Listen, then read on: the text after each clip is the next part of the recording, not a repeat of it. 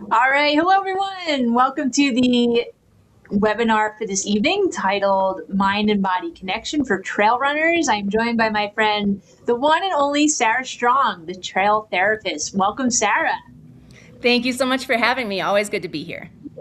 Awesome. Well, we've been doing a little series here of webinars for trail runners, and we've got basically one a month through the end of the year or so, uh, at least through our Wild Goose Trail Festival, which is in September. That's kind of been our goal we've been working towards the last year or two. Is Sarah and I put together webinars, and then we keep saying we should really structure this out so it's throughout the year. And I think we finally nailed it this year in 2026. So very excited. Sarah has created the whole lineup with all of her ideas on what the webinars will be. So it's a total structure to it. They're not just like random things being thrown at the wall.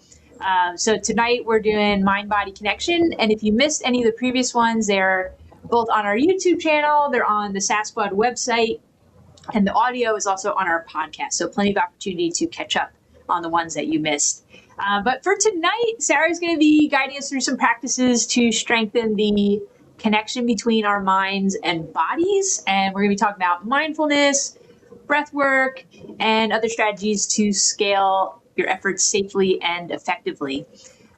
So a quick intro on Sarah. She's going to talk a little bit more about it, but just so you know, we've SASQUAD and Fireweed Counseling, the trail therapists, we've known each other now a couple of years, and Sarah has been super involved in the Long Path film documentary Journey of Becoming, which is a film that Shai Vendor put together about an FKT I did in 2023. And so Sarah has been helping us big time behind the scenes with programming and helping me and Shai as we've been showing the film around the Northeast primarily, but helping us out with programming for just helping people make those connections between mental health is health and the connection between endurance sports and mental health. So, Sarah, the first question that came in, which is perfect to start with for you, is are you a licensed therapist? And is what you're talking about, is it clinically evidence-based? Which I love this question because hell yeah to all of them. Yes. Yes. It is a great question, and it's super important, in 2026 when anybody can have a platform to ask those kinds of questions. Yes. Yes, I am a licensed clinical social worker in the state of Colorado. I graduated with my master's in social work from Washington University in St. Louis in 2014. I've been licensed in Colorado since 2017. To get licensed, that means I provided over 3,300 clinical hours and passed a licensure exam. And then I stay on top of my licensure with continuing education and renewal every couple of years. And am a huge believer in evidence-based practices and science and research. I also am a really big believer that there's a lot of cultural wisdom and inherent wisdom that people have, and that historically there have been systems and powers in place that have determined what research gets published and whose voices get heard. And so I am open to other sources of information that maybe aren't like what I had necessarily researched. So I just want to add that piece. Like, I'm evidence-based, science-based, and also I really acknowledge the way that culture has left, or systems have left, some cultures and perspectives out of that scientific knowledge. Awesome. Awesome. And if you're not doing so already, I encourage you to follow Sarah on Instagram, which is, I always forget the exact handle. I know it's the trail therapist, but I think there's an underscore in there, right? Yes, it's the_trail_therapist. There it is. Yeah, Sarah is always pumping up so much great content about just very, very easy to apply content, especially for us trail runners, which is super, super rad. So I know, so Sarah, we've got a couple other questions, but first, I know there's some stuff that you want to work through. Do you want me, I'll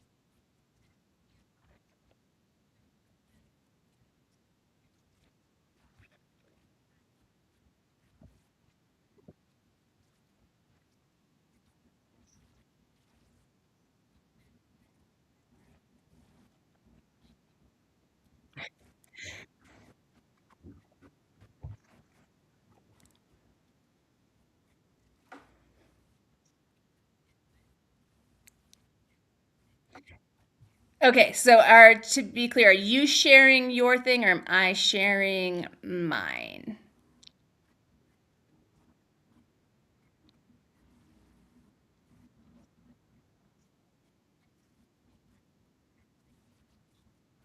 Okay, and so okay, great, and perfect. And so my PowerPoint was not. I see. Okay. Yeah, that works out great. So that's what we'll do. We'll walk through that. So we are going to focus on mind body connection for two primary reasons. Mind body connection helps us listen to that wisdom that I was referring to, that our body holds, that information that our body wants to give us. And it also is going to allow us to communicate with our body and let it know that it's safe, for example. So if you've heard me on this podcast before, you've heard me say 1,000 times that our brains have a really difficult time knowing when we're safe and when we're not. And so they often assume that we're not safe and will put us in a state of fight or flight. And mind body connection helps us to be able to differentiate, am I actually unsafe or am I just uncomfortable? And when we get the information that we're just uncomfortable, mind body connection also allows us to communicate that with ourselves and then help our body to calm down. So mind body connection is both a tool and a skill. And in order to use the tool, you have to practice the skill. So that means that at first, it won't feel very productive. It'll feel like a tool that's not really giving you much. It's not really producing a lot because you don't have the skill yet, right? It's a new skill that you're learning. And as you develop the skill, have a stronger mind-body connection, then that information that you're accessing and the body's ability to respond when you, for example, take a deep breath to communicate that you're safe, the more quickly it's going to respond. So we're going to talk today about how do we first listen, and then how do we talk. So can yeah. You're good. You're good. Yeah, but can you like scroll through? Does that work? Yeah. Okay. Um, and so the very first part of mind body connection, I think, is one of the things that's the absolute hardest for us runners, which is being still. You can go to I think it's like the next one. Yeah, being still. So stillness, nobody likes it, right? That's part of why we like to run for days at a time because we would really rather do anything than be still. And it's the stillness that allows us the chance to listen and tune into what the body is saying, right? When you're busy, and you run into somebody and they say, "How are you doing?" You say, "I'm good, great, thanks," and you keep walking, right? Because you don't have any time to check in and ask yourself how you're doing. So stillness is creating that space. So if we want to, in order to be able to hear anything, in order to be able to learn anything, we have to make the space. And you would be astonished at how often our first reaction is to not make the space, right? A feeling pops up and we say, "I'm being silly. Oh, this is so stupid. I can't believe I'm being like this." And we dismiss it. Or we start to feel a little bit uncomfortable, so we get really busy and do a bunch of laundry and reorganize the pantry as a way to not be still and not sit with our feelings. So mind-body connection is, like I said, it starts with creating that space. Now, because this is hard, we don't want to start with something we don't need to start with a ton of space, right? I don't need you to sit still for an hour in a silent room. Just like everything else, just like when you start running, you don't start with 10 miles, right? And when you start weightlifting, you don't start with the heaviest weights. With mind-body connection, with mindfulness, with all of this, you want to start with a couple minutes, right? If it really feels uncomfortable to sit still, then asking yourself to sit still for 10 minutes is torture, and we want this to feel comfortable. You can go to the next page. Actually, you can go to the next page. And the next one. Okay, so the first thing that we're going to do is not set aside like 20 minutes of your day to practice meditation. What we want to do is set aside 1 to 3 minutes in your day to have a mindful moment. So a mindful moment, you might have seen on those last pages, is really just a moment of what is called present moment awareness. That is, so the definition of mindfulness is the awareness that comes from paying attention on purpose in the present moment, non-judgmentally. So the idea is it's noticing the thing in front of you, whether the thing in front of you is your breath, the sensation that you're feeling in your body, the beautiful flower that you're looking at in front of you, the smell of the lotion that you're putting on your body, whatever that thing is, you're paying attention to it. So that's the first piece, like paying attention without judgment. So not this smells bad, this smells good, this smells like lilacs, I don't know, right? This reminds me of something. It is sweet, it is musky, it is whatever. The smell was a bad one to choose because I don't really know a whole lot about smells. But it's tuning into that moment and what you're noticing. So the big things here are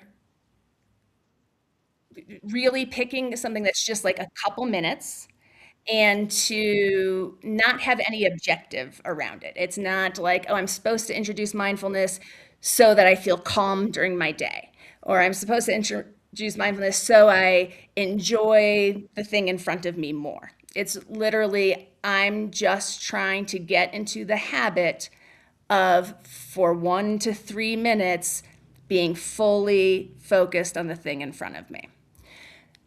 So the easiest way to do this is to connect it with things that you're already doing, things that are just like part of your day anyway, so it's not anything new that you have to introduce. My favorite ways to start doing something like this is like with your morning coffee, just having a really nice moment with that cup in your hand, feeling all of the sensations with it, right? The sensation of the cup itself, the warmth, the temperature of the cup, the smell, the flavor as you taste it. Just having a really intentional, nice moment with this coffee that you're going to drink anyway, right? So the idea is not, this isn't more time, you don't need anything else. You're just spending that like extra moment treating yourself to the experience that you otherwise would just be missing in your day, really. So I love, the eating the morning coffee. Other good times, transitions. If you commute to and from work, I really love that moment in the car or the walk from the car to the door to transition from one mode to the next and really just allow yourself, just that opportunity to really take notice of what's going on in your day, right? Again, we just go through things so quickly we don't even really notice. Or to kind of shake off work and go into mom mode or something, it's helpful to have that transition. So this would be my first recommendation. This is like, again, we're building muscles. We want to build that mind-body connection muscle, and that starts with reps. If we're doing 1 rep a day with our morning coffee, great. Let's do that for a week. And then, okay, can I now introduce my morning coffee and a nighttime ritual and, one other thing. And now we're just doing 3. Now it's, again, these are just a couple minutes, but that we're building neuroplasticity here. We're building new neural networks, those connections. Every single time you do it, that connection strengthens. So 3 times a day for a minute, that's 3 times more than 1 minute a day, right? And it matters. So again, it doesn't need to be 20 minutes, but every single time you do it, you are you're like tamping down that new path that you're trying to create. And that new path is one that says, I'm okay being in my body. I don't need to run away from it. Okay, we can go to the next page. Okay, so we talked about creating space. So that's the first thing, creating space to feel, to just notice what's happening. So the next piece about mind-body connection is allowing those feelings to take place without judgment, right? So I talked about that definition of mindfulness, and very often what happens is when we feel a feeling, like I said, we want to get away from it, or we will say like, this sucks, this is bad, how do I get rid of this? I don't want to feel sad, how do I not feel sad? Whatever it is. And part of mind-body connection is strengthening our ability to sit with that uncomfortable thing for longer.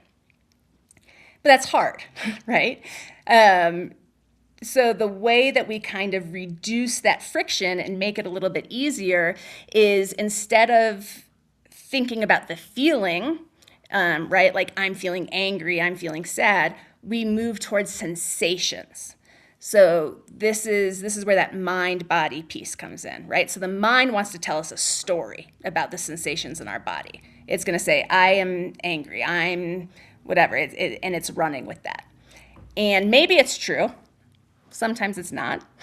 So we want to bring our attention back to the body, and instead of asking for emotions, we want to ask for physical sensations. What do I feel? Where do I feel it? We want to bring to the physical sensations, we want to bring two things: non-judgment and curiosity. So if you think of it, I like to think of it as a data scientist, right? A data scientist doesn't record data and say like, too much, too big, right? They just give facts. This many inches, this much, right? It's just facts. And that is what you want to do when you're observing your body. I feel a tightness in my chest, right? I feel a pit in my stomach that feels smaller when I take deep breaths, right? That's just an observation. It's neither good nor bad. So to do this, so thinking of descriptive words, I included a list, which we'll pass as we go through this, that you can use a list of descriptive words. Think of just like describing literally the sensations that are happening. Or if that feels hard, thinking from a curiosity standpoint, like, is it big or small? What color would it be? What shape would it be? Where in my body is it? All of these questions are very neutral, and what they're actually allowing you to do is really to spend time in your body, in this feeling that's pretty uncomfortable, without really thinking about the uncomfortable part, right? So again, when we think about neuroplasticity and neural pathways and being able to do things for longer, every time that you sit with the feeling and are curious about it for 3 minutes, 5 minutes, 7 minutes, right? You're building that skill, and it's getting easier to be with an uncomfortable feeling and to see an uncomfortable feeling and not immediately tell yourself a story about what it means, which we all know happens in the middle of a race. When an uncomfortable feeling pops up, and then we decide that means we know the outcome of the race, right? I don't know if I should pause or see if we have any questions. I just threw out a lot of information, but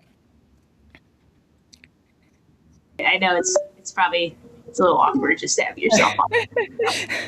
Hello, here I am. Hi.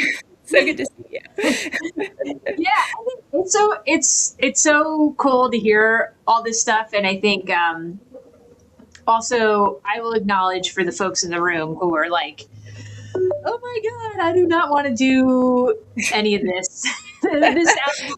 This sounds like super weird and super uncomfortable. I would say yes, it does. But also, I have started doing this over the last few months, doing some breath work stuff. And I have to say, like, if you can get past that, like, really goofy, self conscious feeling, like, I don't want to say my inside feels prickly or like fiery.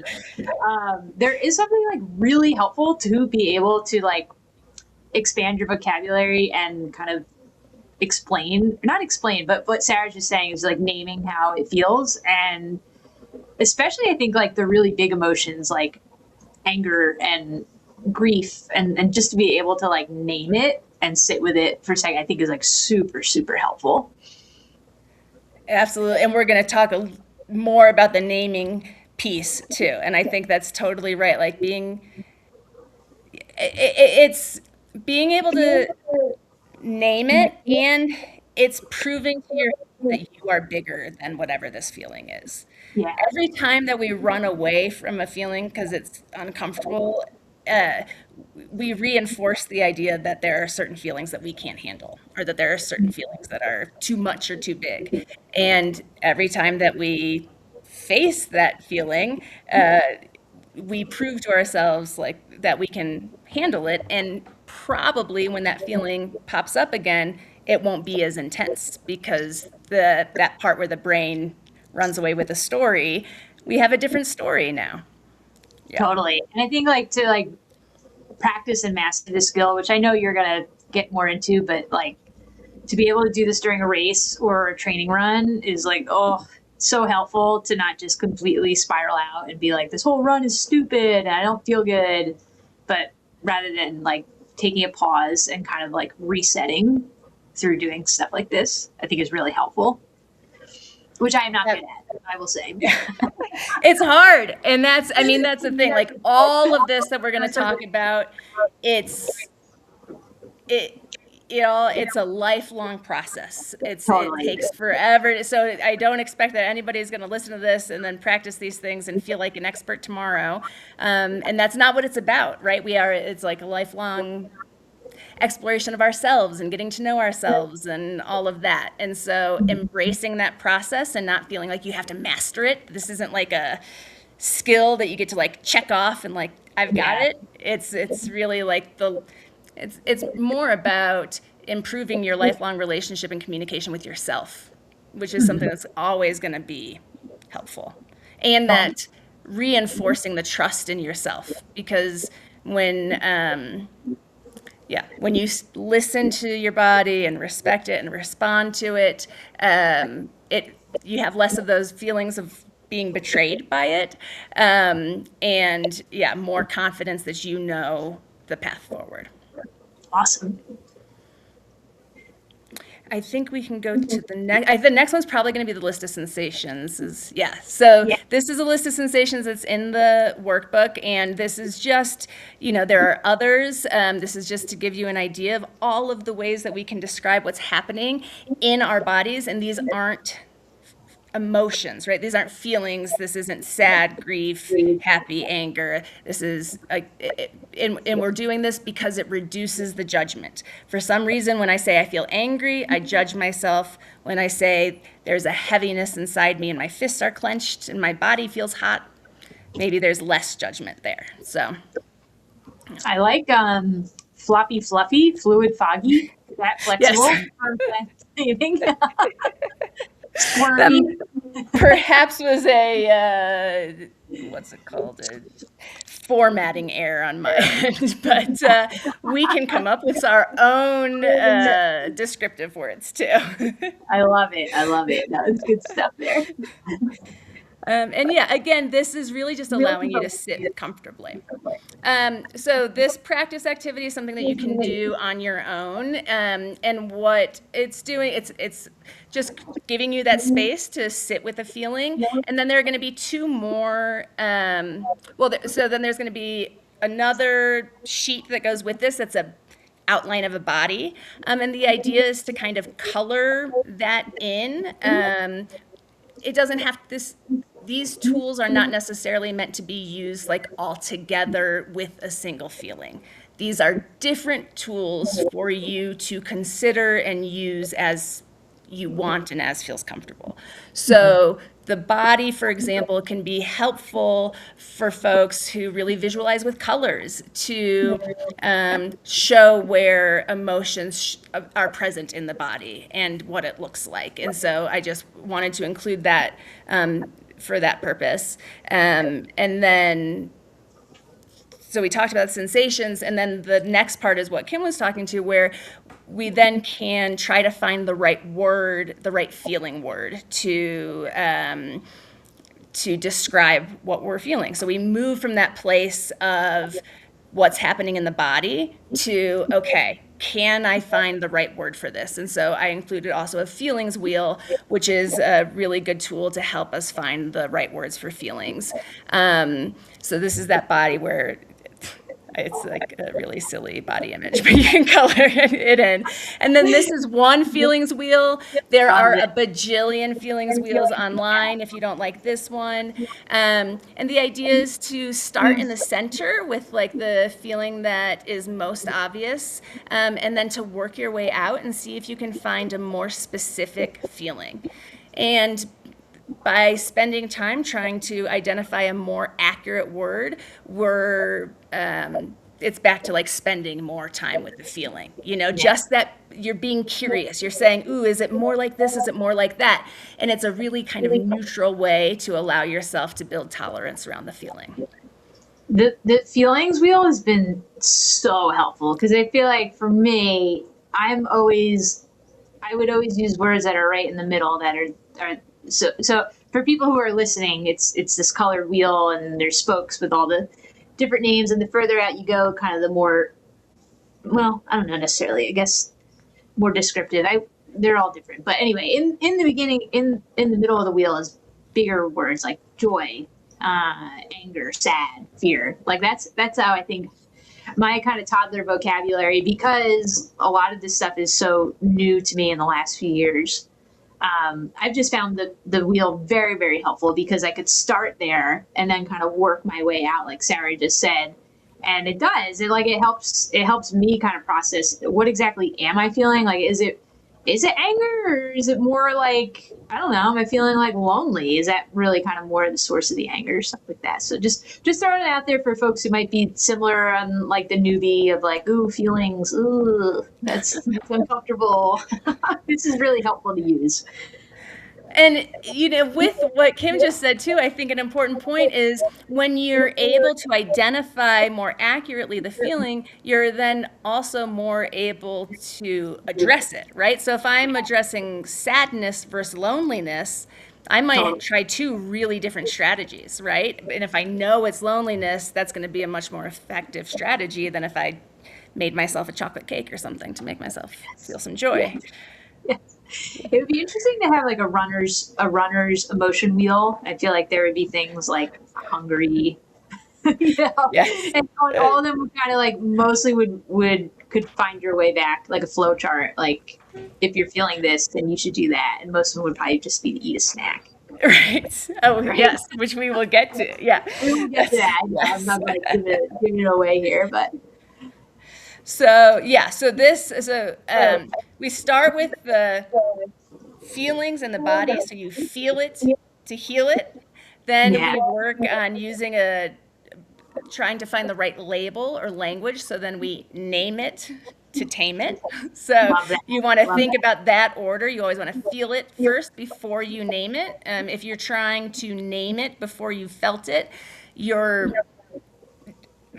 the emotions running the show, and your logic and reasons like not invited, and so you might not get a full understanding of what's going on. And when you have spent the time feeling the feeling, then you're able to invite your logical brain back into the picture, and then you can actually name it with a full with your full brain, more or less. Awesome. Love that. Yes, we can go to the thermometers. So now we're going to talk about scaling and tracking. So Kim was just talking about the feelings, right? We talk about in the middle, you've got, maybe anger, sadness, right? And then with the feelings, will we go out and we get more specific? And sometimes that might be more intense. But sometimes not, right? Sometimes it's not necessarily a more intense feeling, it's just a different feeling. So when it comes to that mind-body connection, we want to really understand things on different levels, right? So maybe we understand the thing on one level, we find the right name for it. So the next way that we want to understand it is like, how big is it, right? So if this is anxiety, is this 10 out of 10 anxiety, 8 out of 10, 4 out of 10, right? Like, where am I on that scale? So you can go to the next slide and we can show the thermometers. This makes me feel old because people probably use digital thermometers for so long that like nobody uses thermometers that like this anymore. What is that? But the idea here is to identify a feeling and then think about how that feeling shows up in you at different levels, right? So, for example, how might irritation, frustration, anger, rage, how might those look different? And where might those come on the anger scale, right? So if this is my anger thermometer, 0 to 10, maybe 10 is rage and 0 is fine, right? And then what's in between? So filling this out, we're thinking about two things. One, what do other people see? So if I'm a 10 out of 10, what is my partner seeing? What are the behaviors? What do I look like, right? What is somebody else seeing? And then the second part is what's happening for me internally. So maybe 6 and below, people don't see anything on the outside. I look just totally like myself, but on the inside, maybe there are things happening, for example.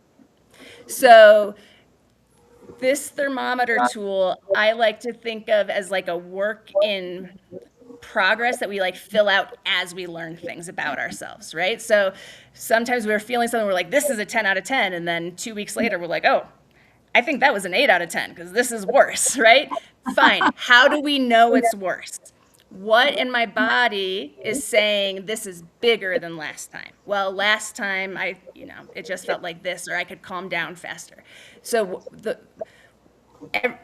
as you're filling out the thermometer, it's asking you to spend that time in your body noticing difference, noticing subtle change between a 4 to a 5 to a 6.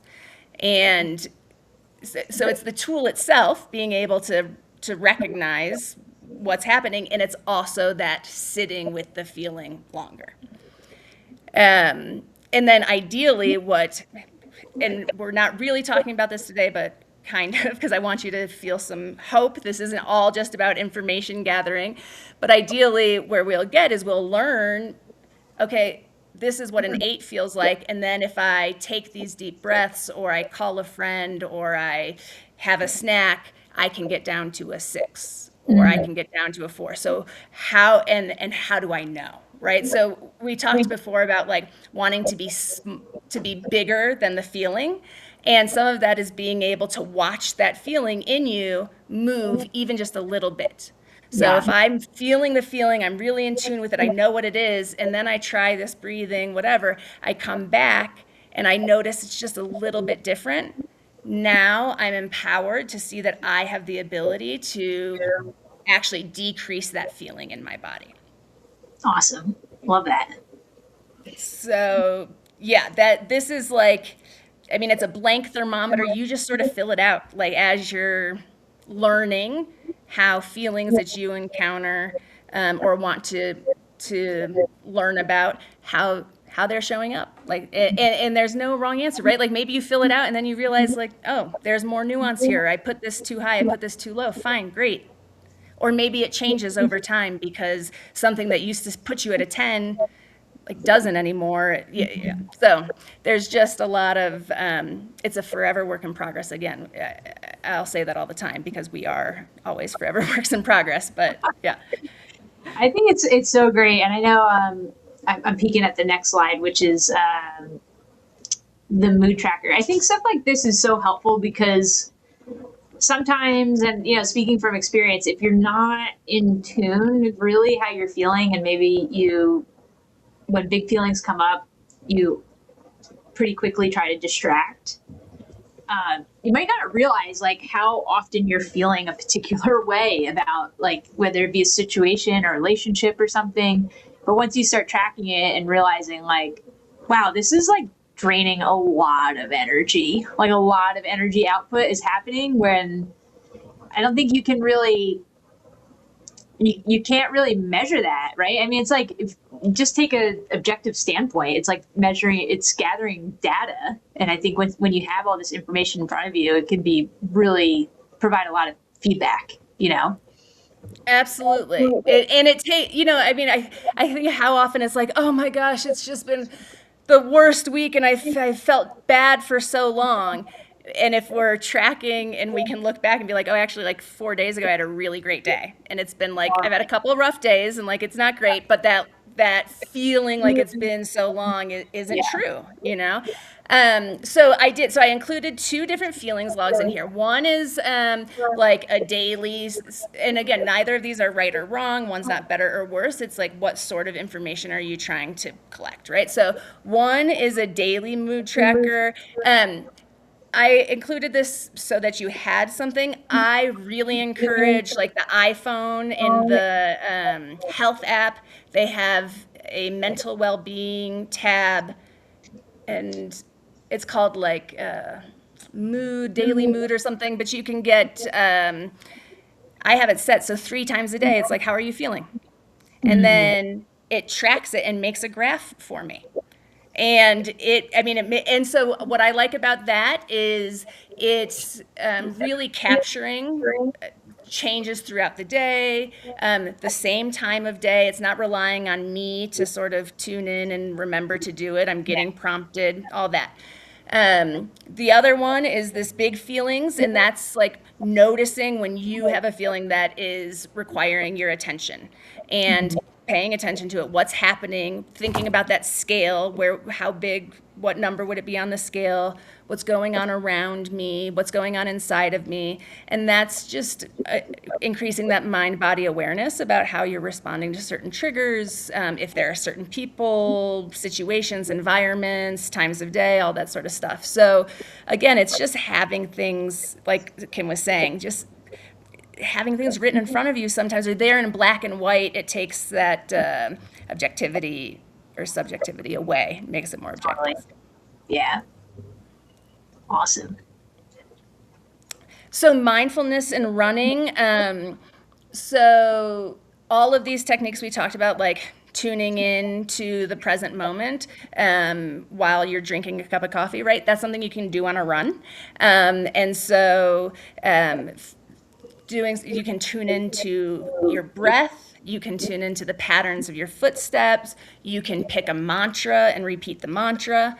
I encourage you to do that for like a portion of one run each week, for example. So it's not like all of your runs have to be mindfulness runs for you to be able to do this. It's how am I teaching my body that in the middle of the run, I can decide where I'm putting my attention. Right? Because your brain's doing whatever it's going to do during the run, going here, there, and everywhere. You choose where it goes. And you choose to focus on this thing in front of you.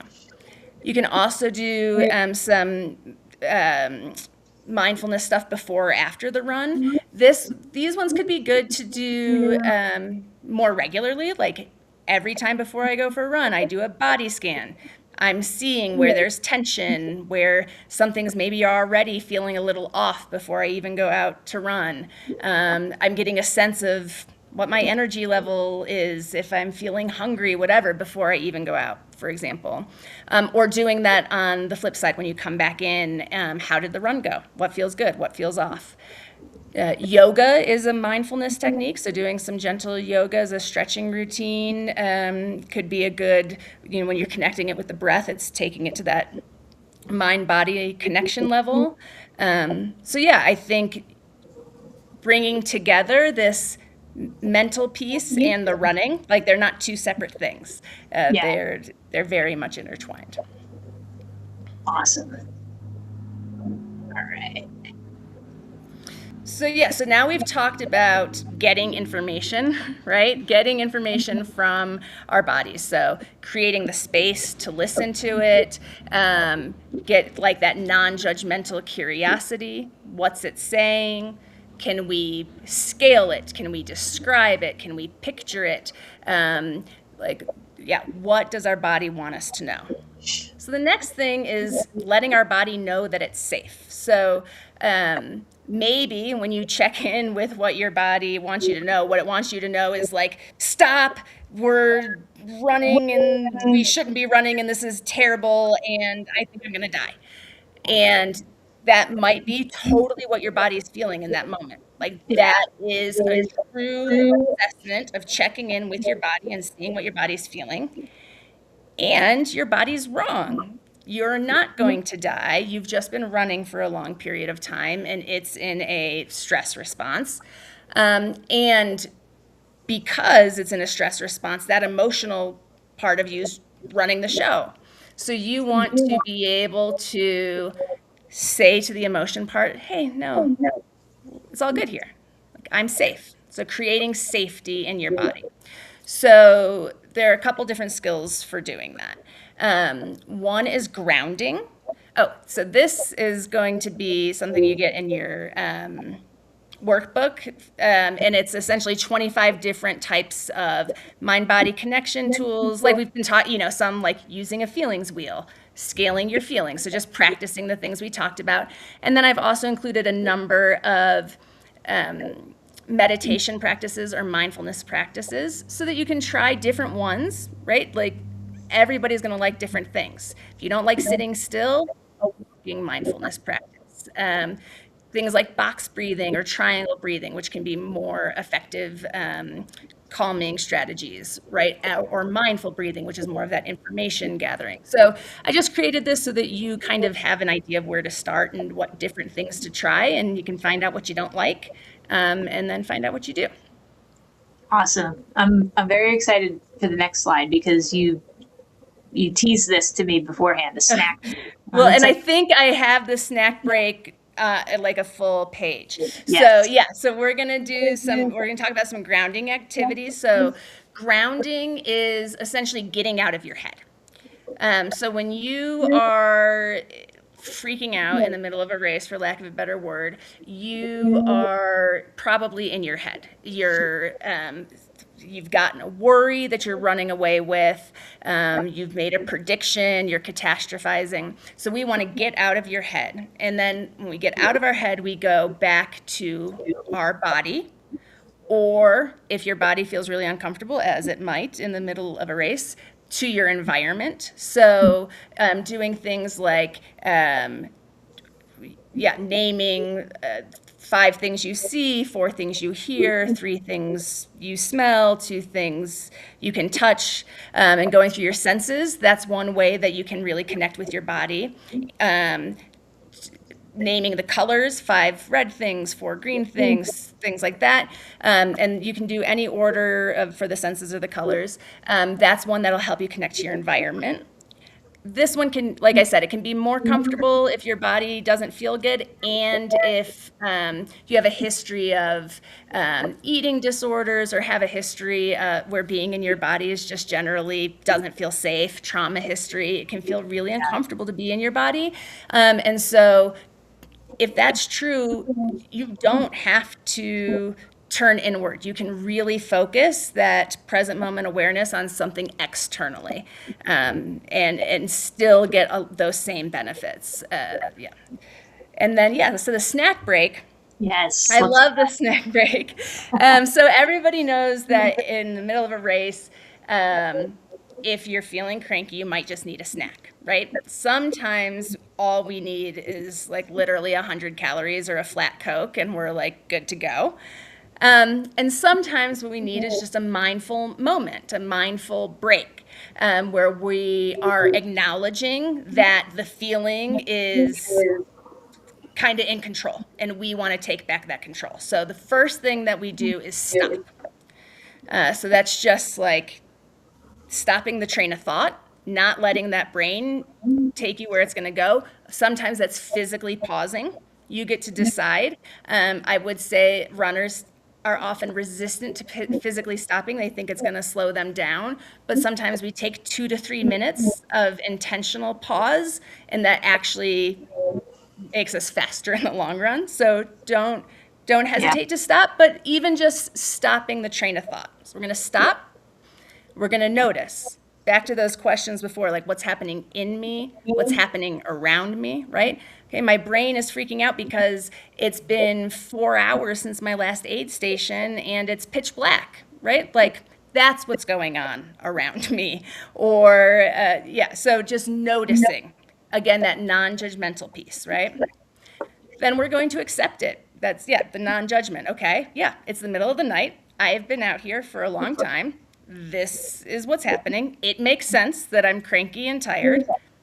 There's no judgment here. This is what it feels like to be at mile 75 of 100, whatever. And then we're going to be curious. So, is there anything that I need? Is there anything that I can do to get through this moment? Is there, anything that I should change, right? What do I need? And then finally, we offer ourselves kindness, or our pacers kindness, or our crew, whoever needs the kindness, we be sure to offer that. So that piece of, it can be very normal to turn into a self-deprecating shame thing, right? You're being weak, you're being emotional, and it's just about being kind, and offering yourself compassion. So the mindful snack break sometimes can be as effective, if not more effective, than an actual snack break. Sarah, this is just so fantastic. I'm just thinking about, like, I'm looking ahead. I know the next few slides are about breathing, which we talked about in other presentations, and you guys are going to get this PDF, so you can take time to work through these. But I'm just thinking about how valuable this is for, all types of running, but especially the ultra running, long stuff. When you're like a newbie, I remember it's just kind of this like, everything's gonna be great. I'm having so much fun. I'm gonna do this ultra, and everything's gonna go well. Nothing's gonna go wrong. And then it's an ultra marathon, so some stuff is gonna pop up, maybe worse than others, but to have these, use that analogy, have these tools in the toolkit where you can pull them out in the middle of the race when the the wheels are starting to pop off a bit. It's just so valuable. I just think it's like, if I could go back in time and like learn this stuff when I was just starting running, I was in a really different place in my life. So, whatever, you can't change history and stuff, but I wish, like, it would have been so amazing to have these tools. I think it's just as important as the miles you're running, like as the nutrition, as the strength training. Like it's a part of the whole package. Yeah, I believe that 100%. And I think, so many people will tell you running's 80% mental, and then spend like 0% of their training thinking about the mental part of running. Or I think we think of it a lot as just like, mindset skills, or like really specific, like strength-oriented skills, and not so much acknowledging like those low points. It's not just about feeling empowered, but it's about offering comfort and like having those moments of weakness, or where we feel weak, right? And that, I think athletes don't like to talk about that, or we think, okay, well, if you feel weak, you have to, like, here's the counter, or here's the opposite. And sometimes it's like, you just acknowledge, like, I guess guess what? You feel weak at this time of day or when you're this tired or whatever, and there's no shame in that. Totally. And I think, I mean, speaking from experience, like if you do kind of latch on to that mindset, I mean, I think there's a whole like, we'll call it like a subreddit of ultra running where it's like too strong and stay hard. Like, yeah, okay, you can do that and you keep doing that, but like at some point, either it's on a run or it's in your life, more likely. At some point, it's all going to come out and you're going to have to deal with it. Like I think and Sarah, I'm sure you'd agree, there's situations where, yeah, compartmentalizing is a skill and it's valuable, but like to numb and avoid and distract through ultra running all the time, like that's how you're using it, is like, oh, it's a recipe for disaster that you're gonna have to deal with at some point. Totally. And I think it relates really well to what we're talking about today because I think the myth out there is that um, it's about separating mind and body. Like, oh, you got to be really good at ignoring your pain, and they don't even tune.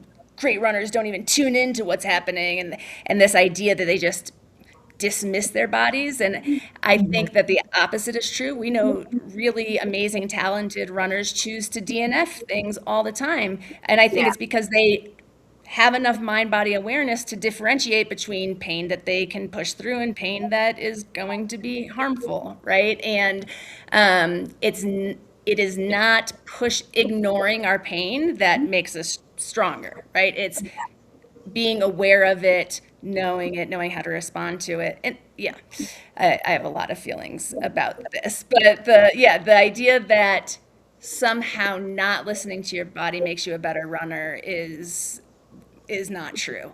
The absolute best source of information that you have is how you feel, Mm. how any training run feels for you, right? Like, because we could give three athletes the same run, they all go out and do it, they're going to feel different. It's going to be, some exercise going to be better for others, and different people are going to respond to different training protocols differently, right? Like, we're all different. And it's when we expect, this is how I'm supposed to feel. This is how I'm supposed to feel when I do this kind of training, as opposed to this is how I feel. So Yeah. now what do I do with that information, right? Like, I had to learn that I can't handle huge mileage weeks the way some other ultra runners can. And that's not a weakness or a bad thing for me. It just informs how I approach training. But I think that that judgment piece really gets in the Yeah. way. Totally. And it could definitely be challenging, if you're in group settings. A lot of times I think it could be hard, like if most of your training is in like group runs or with friends, there is kind of that peer pressure. Not necessarily a negative thing, but I think it's easy, to maybe ignore kind of the internal compass a bit, especially in the running space when that kind of social pressure can be a part of the equation. So Absolutely. Yeah. And and like, yeah, and there's a lot of it that doesn't naturally feel good, right? Like, it does hurt some of the things that we're doing, and so there is a little bit like, well, I asked my body and it said that was really hard, right? But that's and so I think where we really get the skill is being able to for the body to differentiate between that like good hard and the bad hard. It's like, yeah, that felt really good. That was a really good workout that I was prepared for and is good for training and da da da. Versus just like, yeah, harder is better, and that. So yeah, that personal. I mean, running is so individual, and we try to put people in buckets or like make it really simple in a way that it's not. And I think that the mind body connection piece helps people individualize and meet their own needs in the sport. yeah, I love that, Sarah. Well, we've got just a couple minutes left. I know, again, we're sending out that PDF. There's more pages involved. Like Sarah gives some great, again, very, very practical exercises that you can do, including like body scans, walking meditation, progressive muscle relaxation. But Sarah, with the couple minutes remaining, what else would you like to kind of I don't want to say wrap it up, like this is the last thing you're going to say, but like as we're winding down, which direction would you like to go here? Yeah, I think the most important thing is just like running, building up small and staying consistent over time. Any of these strategies, for them to be effective in any meaningful way, this is not a one-off sort of thing. Very rarely do you have a mindful moment and then you're like, well, now I feel fantastic and I'm like totally complete, right? Which Yeah. isn't the goal. But it's these skills are all new and they're hard and they're unnatural and they're uncomfortable. And in order to get good at them and for them to be easier and for you to feel comfortable with them, you have to do them over and over and over again, just like everything else in life. And so that would be my biggest thing. I think people give up. I mean, mindfulness is a really easy thing to give up on because it's so uncomfortable and there's like seeing the progress, you don't get the feeling like you do after running and you're sweating and it's like the Yeah. heart rate's all that.